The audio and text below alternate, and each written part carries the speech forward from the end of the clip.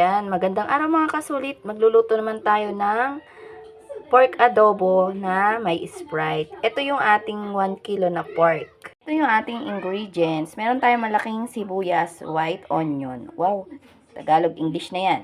Meron tayong laurel or bay leaves, siling green, paminta, asin, at syempre ang ating bida Sprite. Ngayon lang tayo magluluto ng ganito kasi kalimitan toyo suka. Wala pa pala yung toyo ko dito. At dahil malambot na yung ating karne, yung ating pork adobo, so ilalagay na natin tong ating hiniwang big white onion. Ayan, ilagay na natin to. Wow! Yan yung pinakagulay na natin. O, diba?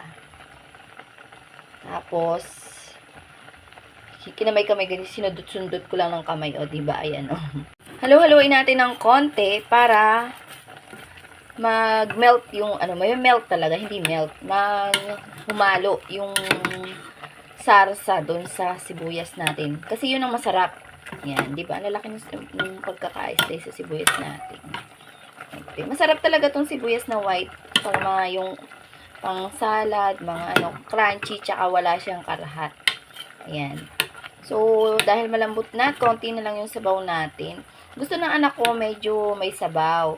Ang gusto man ng asawa ko yung nagmamantika. Kaya, syempre, unang kakain yung anak ko, hayaan ko muna yung sabaw. Kapag pinainit ko ito, magmamantika na rin to. So, ayan.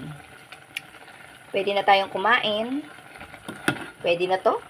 Salamat po sa panonood. Ingat po palagi. Bye-bye.